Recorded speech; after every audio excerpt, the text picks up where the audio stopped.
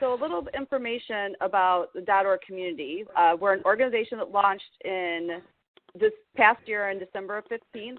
We have about 150 association professionals that are involved with the organization, and we focus on evolving leaders through education, idea exchange, an online network, etc. We have been very agile in listening to our members and providing programs that have been requested. So we're glad to be able to bring this one to you today. So some of the things that we offer that you may want to take a look at, if you go to our website at www.orgcommunity.com, we have a listing of monthly 30-minute webinars.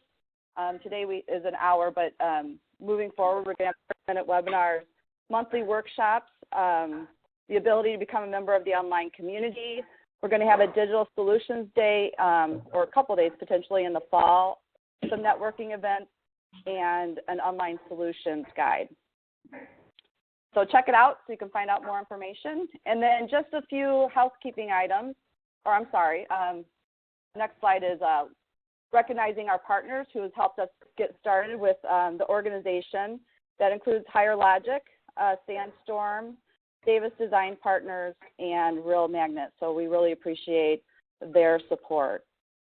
So some housekeeping items. We will send you a copy of the presentation. We will also have it on SlideShare for you to access. You can get your CAE certificate. We'll send you a link to that where you can download it. And then our upcoming workshop will be held at the American Society of Anesthesiologists, and will be on strengthening your path to positive performance. So with that, I will turn it over to Sandstorm. Okay. Well, thank you, Sherry, and thank you for everyone for attending our webinar today about what you can learn from gaming to boost member engagement. So we're going to go ahead and jump right in. So engaging your association members is a constant challenge. Pulling them away from their day-to-day busy schedules to visit your site or read an article or participate in a forum can feel like a near impossible feat. Yes, we have those power users who are very engaged, but what about those members who could really benefit from all you have to offer? Where do you look for inspiration to engage these potential champions? Well, you look at gamification. So when we say that word gamification, what does it mean? Well, one thing, it's not Angry Birds. It's not Space Invaders. And it's not having Vin Diesel or Felicia Day DM a Dungeons & Dragons campaign at your next annual meeting. However, if this happens, give me a call. I have a 12th level thief. I would love to play with them. Even though it would be fun to game with Vin and Felicia, let's get back on task here. So gamification really is simply the use of gaming principles to engage and encourage people to complete tasks and accomplish goals.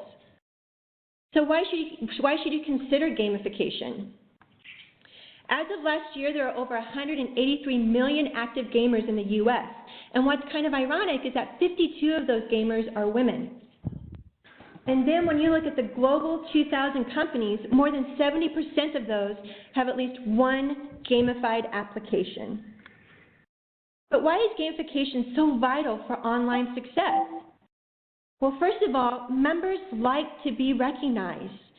They like to be made to feel special. They want to feel more than just that number or just that name in the directory. They want to feel, if you will, the love from the association.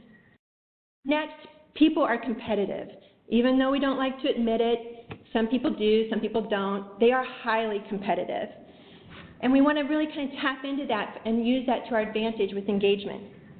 And finally, looking a little bit bigger, associations are looking for long-term engagement from their members. They want them to stay here for the long haul, and using gamification can help. Now, let's talk about this idea of gamification and really make it a very simple thing to think about. Because gamification is really all about motivation. 70% of U.S. full-time employees are not motivated by what they are doing at work. But World of Warcraft players are highly, if not extremely motivated and can spend up to 17,000 hours online. Games truly understand how human motivation works. By tapping into your member motivations, you can engage them in the same way. So let's talk about some different ways we can tap into those, but first, let's just put it out on the table.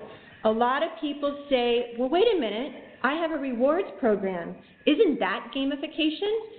Well, no, not really, because rewards programs are more about extrinsic rewards, more external, which is not a type of gamification. Those successful for pooling those frequent flyer miles for each coffee purchase, the reward program delivers a short burst of engagement. Basically, you use it whenever you want to buy a frequent flyer mile or pay for a hotel or whatever. That's when you use your rewards. It's very passive. Otherwise, it's very passive, so you want to make sure that you have something that's more engaging. Successful gamification environments tap into the intrinsic rewards. Let's call it more the emotional motivations of the member. By using proven intrinsic rewards from the gaming world, your members will achieve a higher level of engagement and will want to come back for more. So, let's talk about those intrinsic rewards. First off, we're going to talk about autonomy.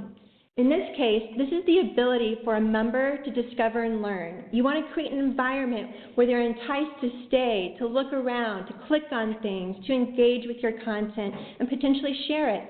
You want them to have the control with your content and feel like they're doing and learning something from that and sharing it. You also want to have mastery. The member needs to be urged to be better or make progress. They want to feel like they can improve. So they want to use your content to, if you will, master their skill. And finally, they're looking for purpose. Members want to attain a bigger goal in themselves. They want to join a community. Why else join an association except to promote myself, enhance my career, and join a community of like-minded people?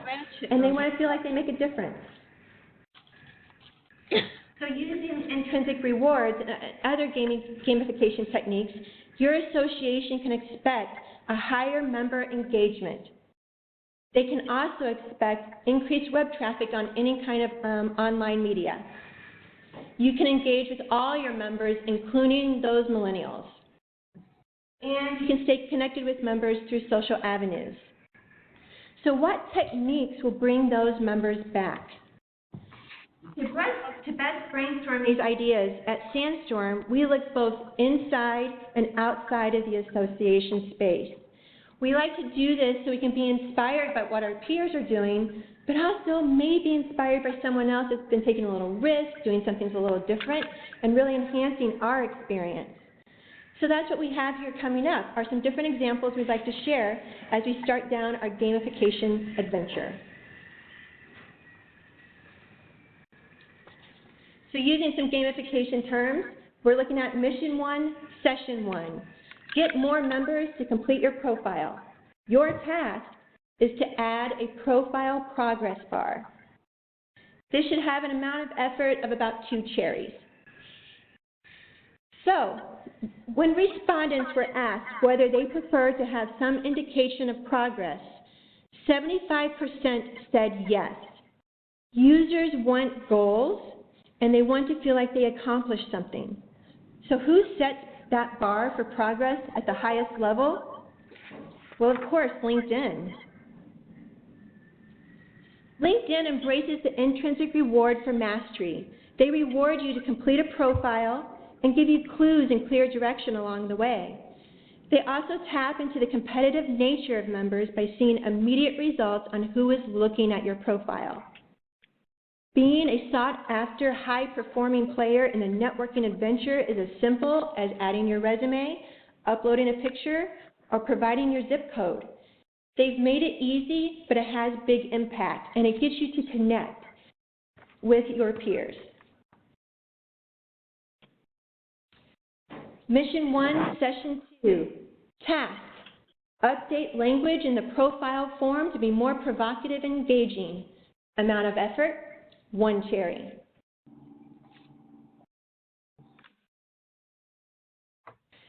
In this example from Asana, which is a tool we use here at Sandstorm, we want to talk about the form itself. I want to talk more clearly about, and specifically about the Describe Yourself box on this form.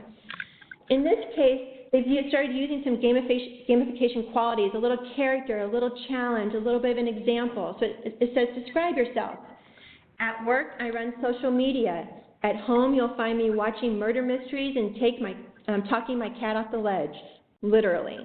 So it has a little personality, a little engagement, a little something unexpected, kind of like those Easter eggs that we all look for in video games.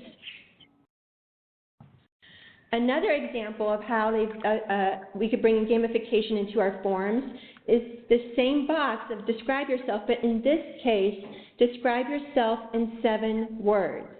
A simple challenge, something very clear. And what has happened with this is as soon as this was used in a form, the number of words in the description field increased on average 4.5 words. Usually when it just says describe yourself, people put funny, happy, mother, or what have you. But as soon as you put that context of I want 7 words, people are challenged and they respond. So in this case, on average 4.5 words, and the response rate increased by 98%. A simple form change to enhance engagement and get people thinking, challenging them, and making that profile ever so much more rich.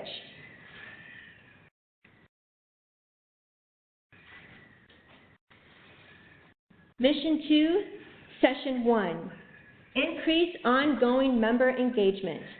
Your task is to use points to incentivize members to come back. Level of effort, 3 cherries. Our example that we want to share with you is Duolingo. Duolingo uses gamification to teach users a new language. Instead of treating the app like a textbook, users are motivated to treat each lesson like a game. By starting with 4 lives per lesson, they earn points and then have the ability to level up and get credit while increasing their vocabulary. By using a multiple point system, earning points and leveling up, users are inspired to learn more. They have a personal relationship of that day-to-day task by earning those points, but then that long-term goal of leveling up. Go switch to laundry before you sleep again. By using these principles of competition and autonomy, Duolingo is changing how users learn a language. And with over 100 million users, they are definitely playing the game. Mission 2, Session 2, your task. Choose points to assign a skill level and connect members to the right educational content. Amount of effort, 4 cherries. Research shows that 79% of participants would be more productive and motivated if learning environments were more like a game. So why not make one? And the Society of Cable Telecommunications Engineers, or SCTE, embraced this idea. After a recent annual meeting, they noticed their members were just SCTV, wrong one, strike that. They were the one that did the courses, that's right, sorry. Members were overwhelmed by the number of courses on their website, the amount of content they had there. Members just couldn't find the right content for them and they were getting overwhelmed, therefore dropping off. So what SCTE did is they created a trivia game to help members choose the right course. So the members would actually start this game and answer questions, and each answer they would give them a point based off their answer, and then they would assign a skill level to the points that they had earned. Those points then would also reflect in the content that would best match their skills and also help them improve it. So through a trivia game, they were able to identify the content that the member needed the most.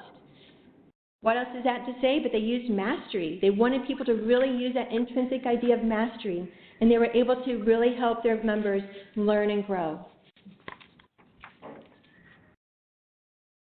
Okay, Mission 2, Session 3.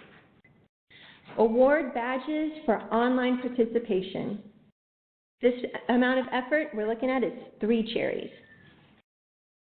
Many gamified experiences use badges and points as a reward structure. And according to the MacArthur Foundation, digital badges are designed to make visible and validate learning in both formal and informal settings.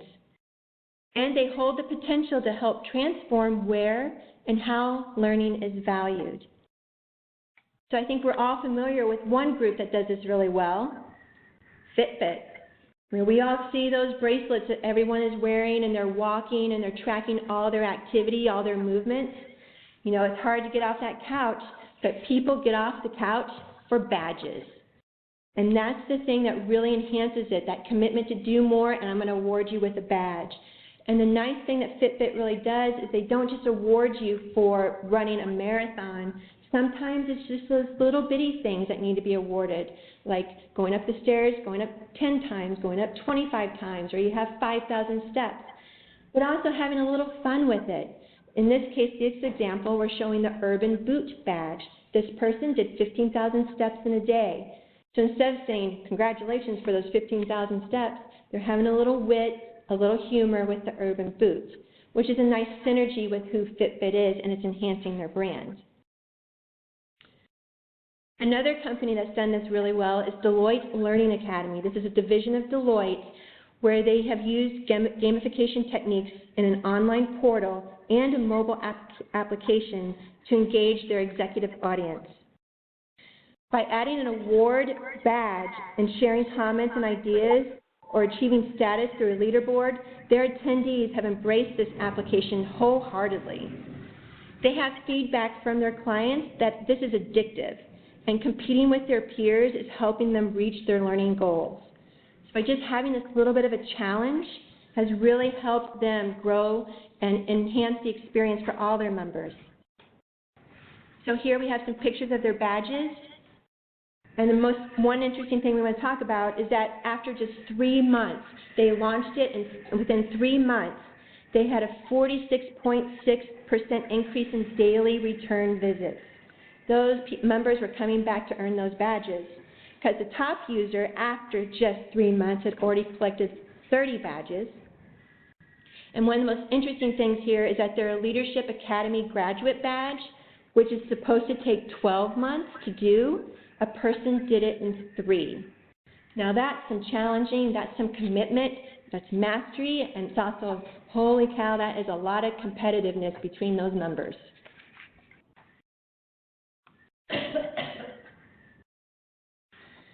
Mission 2, Session 4, use points as currency. Amount of effort, 3 cherries. So instead of using points just as accolades or collecting them and hoarding them, another way you could use a point structure is to entice those members to use them to buy certain things within the association space. So something they could buy, potentially, is that they could become a featured position in the member directory with their points. They could also buy they could also buy content that and receive discounts on that content, or you could even consider highlighting them on the home page or in a member e-newsletter. But through that give and take, through that promotion, again, we know that our members want to feel special. They want to feel unique.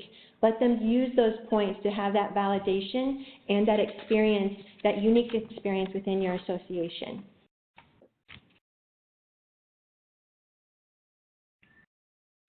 Mission 3, Session 1, increase member engagement during and after annual meetings. Task, create a digital scavenger hunt. Amount of effort, 4 cherries. 30% of corporate workers, when asked, say the top benefits of gamification are increased desire to be at work and be engaged. 27% said they were inspired to be more productive at work, and 20% stated a sharper focus on tasks. So the Competitive Carriers Association, CCA, realized at their annual meeting that the attendees weren't accessing the content or weren't visiting the booths as much as they should. And that was resulting in them in missing a lot of opportunities to engage, and to share at their annual meeting. And they just didn't feel like it was the best use for the annual meeting. So they decided to really get people empowered and created a mobile scavenger hunt. What would happen is the members would download the information, and they would go to the booth, and at the booth they would engage with the people there, learning about what they were promoting, the content that they had, and they would also unlock a badge. So they went around to all the booths at the annual meeting and kept collecting and unlocking badges. On the last day of the event, attendees with the most badge was recognized and was given a prize. But they also knew, yes, that was really great for that member, but they also, the CCA knew that all their attendees were engaging with the content, learning, and getting more value from their membership.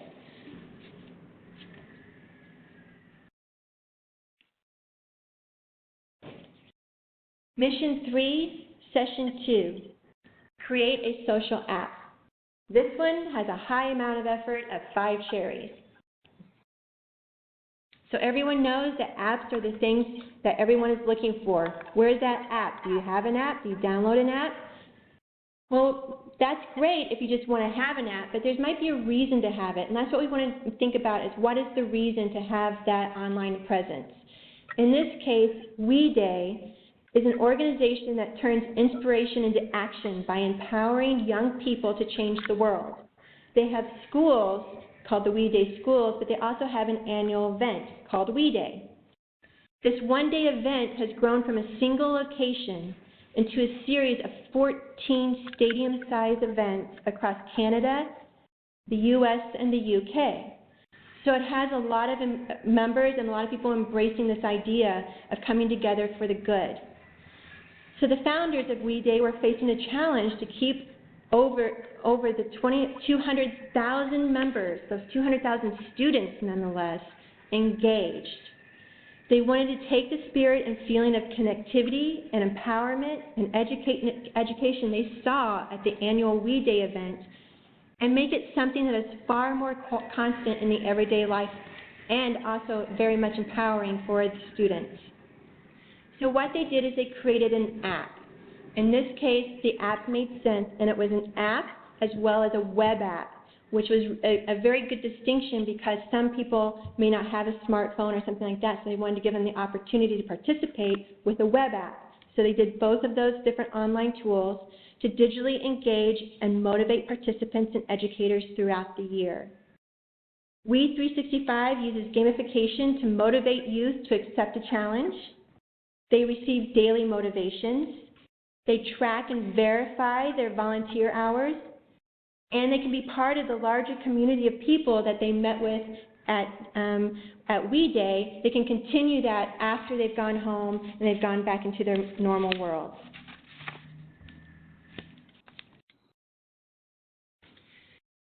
So now we've seen all these different tactics of gamification, ranging from 1 cherry to 3 cherries, all the way up to 5 cherries. Some are simple updates, some are bigger initiatives, but they all can be used in different ways to intrinsically motivate your members to engage more. But what about the return on your investment? How do you measure that with gamification? Well, one thing that we recommend here at Sandstorm from our data department is using Google Analytics to its full potential. Everyone has it on their website. For the most part, people use it for just basic tracking and collecting of a user's journey. You don't know much about them. You know they came here, they went there. But you want to get more specific. You want to get more detailed. So that's where you can use more of the features of Google Analytics, like creating a goal. These are a little bit more specific. Did that user did that user complete a form? Or did they sign up for an email? Or did they sign up for a blog? So that's what the goals can do. It's just a little bit more specific information. You create the goal in Google Analytics and can track against it. If you want to get even more detailed, how about setting up some events? These are based off of very specific actions you want the users to do. So in our second example where we're updating the form, you can actually track whether people complete the form based off of that little description change by setting up events. Because you can say, did they complete that form field? Did they continue by selecting this specific button? Or did they use this link? So you can get a really good idea of what this user did on your site.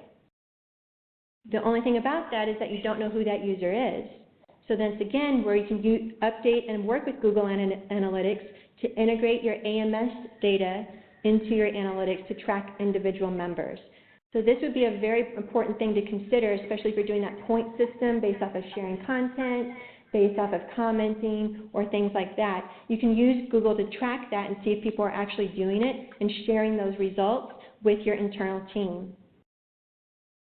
Another thing our data department recommended was the idea of tracking the data by setting up dashboards. You don't have to go in there every day to see what's going on. Well, I mean, let's face it, when you launch it, you probably will because we just want to see if people are actually embracing it. But in the long haul, we all have other jobs we have to do. So why not track that data by setting up those dashboards and then scheduling automatic reporting to be emailed to everyone in the team so you can look at it, come together, make adjustments maybe in your event, make adjustments in your goals, or maybe say, hey, the badges are falling off. People aren't using the badges as much. Well, maybe we need to launch a new badge, and that can become another marketing initiative of how to promote that within the membership organization.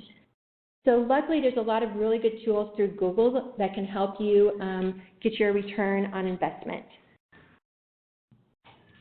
And so after all of this, if all this information has not been enough to persuade you or your association to use gamification techniques, let's simply look at your current and future members. Let's look at those millennials. We want to grab those millennials. They're going to help build your association and keep it vital and keep it growing. They've grown up with the internet and are an enthusiastic group of gamers. And they're rapidly becoming the majority of the U.S. workforce, and it is critical for your associations to engage with millennials. Millennials love games. They live it, they breathe it, it enhances their lives.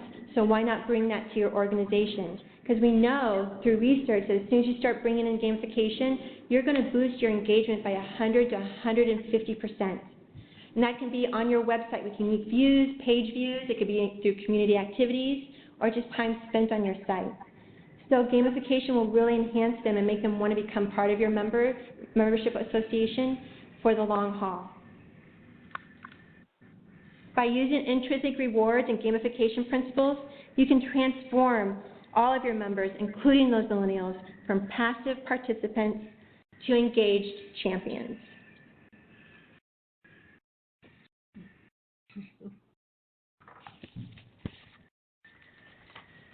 Okay. So we'll look at the questions.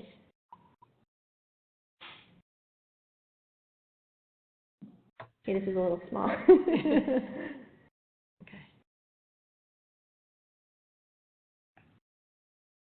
Okay. Are there any questions?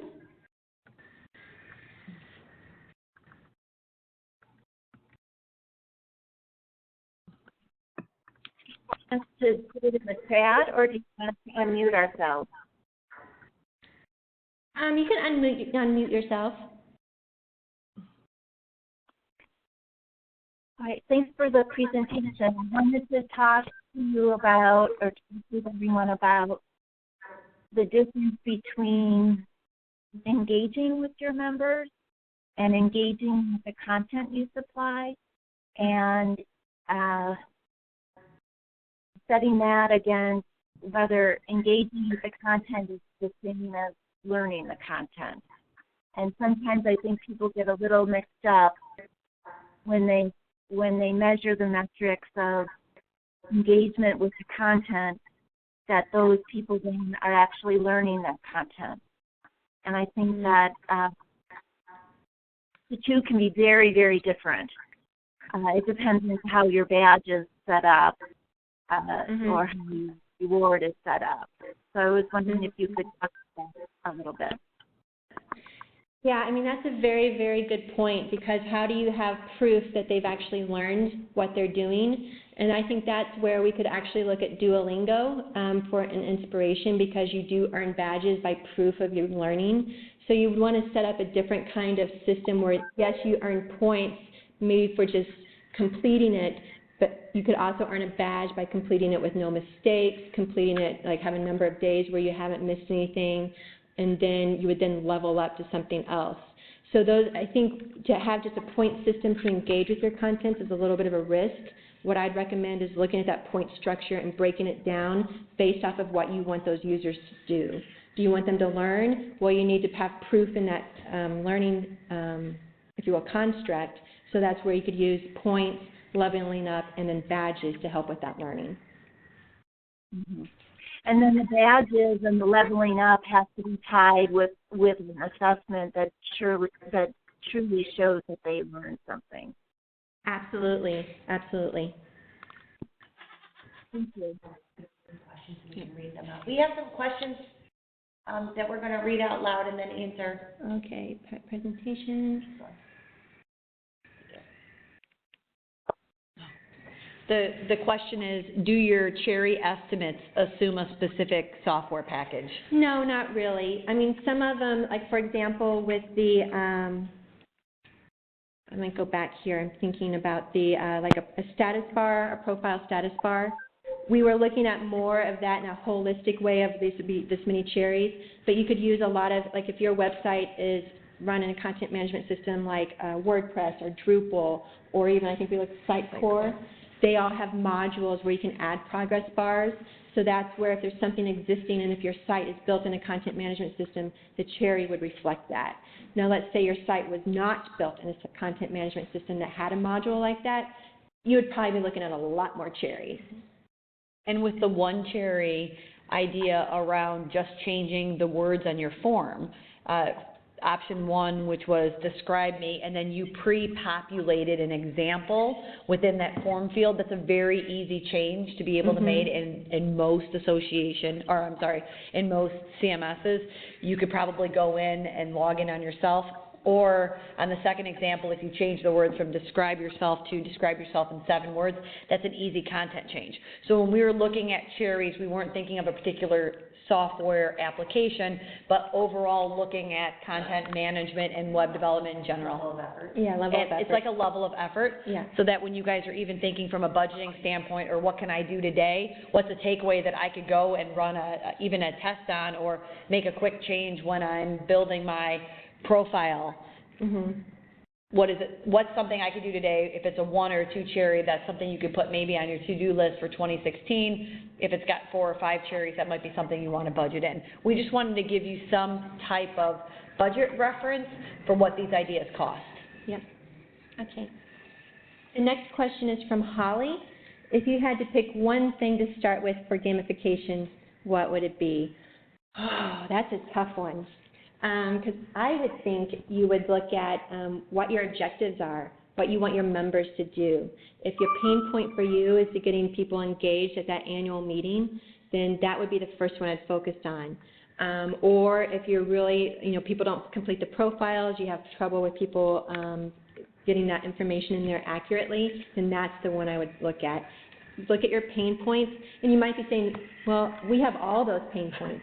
Well, then, just pick one now and then pick the biggest one. Biggest one meaning the biggest pain point, not the biggest budget or smallest budget or whatever, but the one that would really give you the biggest return, would make your life easier, but also really enhance that member experience. Because as soon as we enhance it, as soon as we engage with them, they'll keep coming back. And with some associations, what they really need to look at is that strategy behind it. What can they align with their current web strategy, and how easy are some of these to do? Because it could be that you need to bring your management with you along on this ride. So it's like, hey, look, I made this small tweak. It had this impact.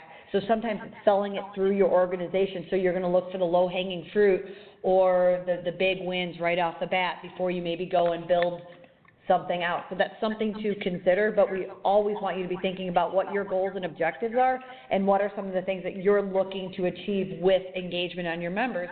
In some cases, it could be tracking and increasing learning. Other times, it could be just engagement in your community or within social media or within one another and networking. So it all depends really on what your goals are. Okay. The next one is from viewer 10. Do you think these principles could be used for a small trade association? Absolutely. I think they can. You would just have to look again at your goals, but then also be mindful, because if you are small, you have manpower issues and budgetary issues. But the example that Sandy just mentioned with the form, I can tell you what, when we came up with that idea and saw that it had proof that actually works, I think we're changing our form right now. It's a simple change. But it's just also those ideas of how do you want to reach your members, and maybe doing it in small batches or small increments, and then going from there. But thinking about how you can use gamification techniques in a small setting is something you can do. Okay, viewer 8. Can we expect gamification capabilities as part of an app related to an annual meeting? I would think so, definitely. Yep. One of your functional business requirements. Yeah, you would want to make that be part of one of your functional and business requirements for your annual meeting, one of your goals. So I think that might actually be a good way to determine which app you use, is does this have a gamification capability to it? And then that could be like, app A does not, well then take them off the list and maybe look at some of the other options. And then also compare custom one too. Okay, so those were all the questions in the chat. Does anyone else have any questions they would just like to ask? Oh, there's another one. Oh, sorry. Oh, goodness. Can you provide resources on how to start a gamification plan? This is viewer 8. Viewer 8, yeah. Resources on places to go to find an example of a gamification strategy or a gamification type plan. Is that what you mean? If viewer 8 could maybe reply. Yes. To both. Okay, so what we can do is we'll look and see what we can find for you. I'm not sure I've necessarily seen a template out there particularly for gamification, but I can tell you the different components that you'd want in your strategy or in your plan. And the first one being, what are your goals? What is it that you're looking to achieve? And what are the analytics around it so that you know that you could track that? So that would probably be where we would want to start building that plan particularly, or if you're looking to build that plan. And what are the behaviors you're looking to change and or track? Yeah. Because this is really about behavior modification.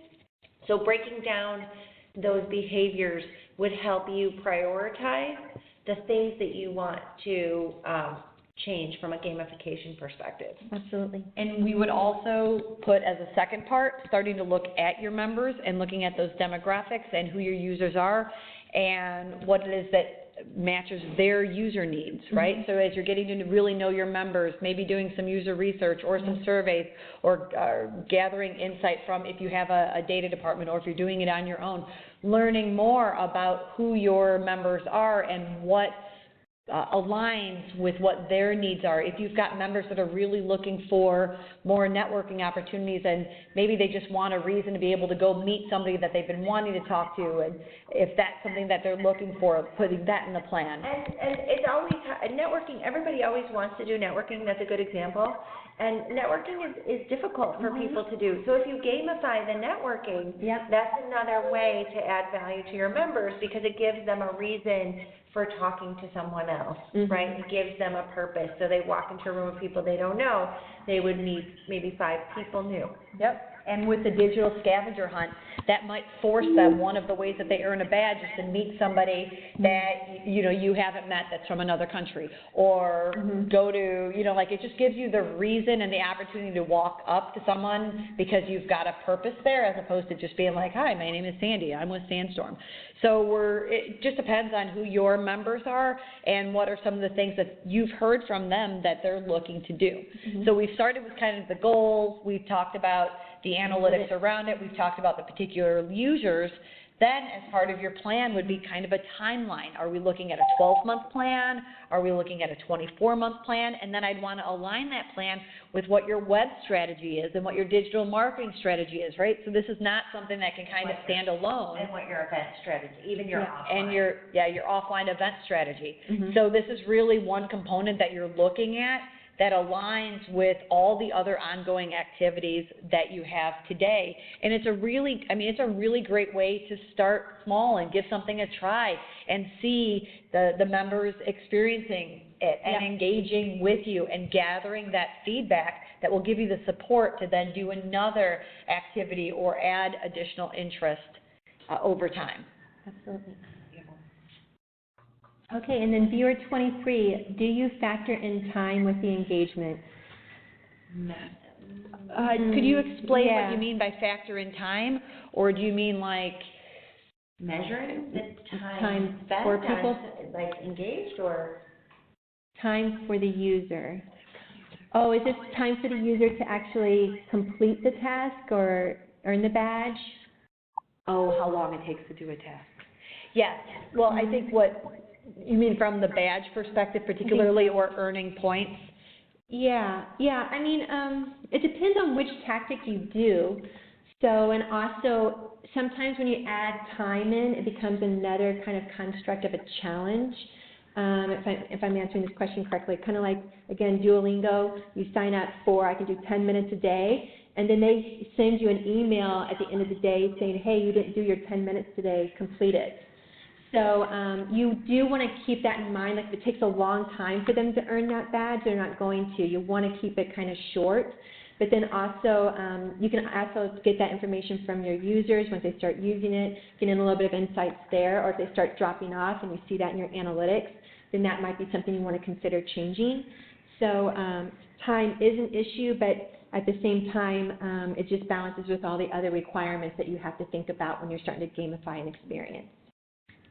If I can add another concept around time, if you started collecting, for lack of a better word, points around how often somebody is logging in, let's say, and how often they're contributing, or maybe they're tweeting, or they're searching through content and reading different blogs, and you start tracking how often or daily they could be earning more points for that activity. Those points over time then could turn into some currency. One example Janna had given is that you could, some associations allow members to pay to be maybe raised on the member directory. They can be promoted on the member directory. You could allow, maybe there's an extra, I don't know, X number of dollars that you could pay to play, or you can engage to play. So those that are heavily engaged, that are collecting these points on a day-to-day basis, could also become a featured member. Maybe you have on the dashboard when members log in the most active members, and they're being pulled up based on how often they're logging in, if they're contributing blogs, different ways that you can start to count those points happens and occurs over time. So I'm trying to go with the question about factoring time and time for the user. Sometimes the amount of time that they're putting in could be an advantage for their engagement points, but also an advantage for you because you know you have then an active user and an active member. And I've also seen different gamification environments where they actually reward users for the amount of time or the amount of tasks that they complete, not only through badges, but by letting them, say you spend 10 hours on it or whatever, then you're allowed to start commenting and being part of the community. Or if after that 10 hours, hey, here's a new way you can change your profile and update it and make it look a little bit different than everybody else's.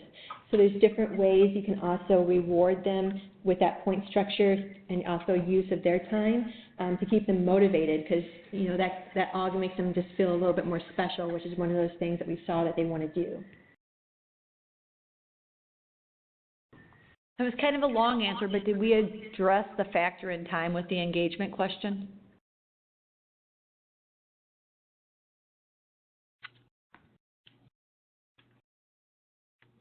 Okay, great. Thank you.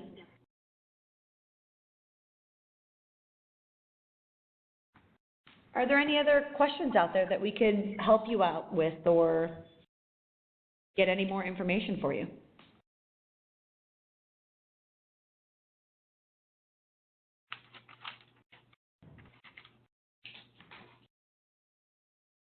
Please feel free to reuse our slides, reuse the stats that you've seen within the slides and some of the ROI that went along with some of the examples as you're selling this up throughout your association and putting it on your strategic plan. Absolutely. And then, where's the last slide? Oops. There it is. And also, after we end the webinar today, you can continue the conversation through these different online avenues through OrgSource. So feel free to ask any further questions, and then we know that the team over at OrgSource will reach out to us here at Sandstorm, and we can start that conversation again after the webinar.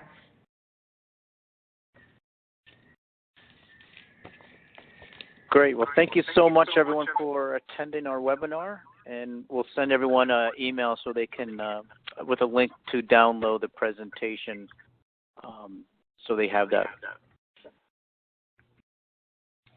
So thank you very much. And we'll conclude our webinar for this afternoon. Thanks, everybody. Thank you.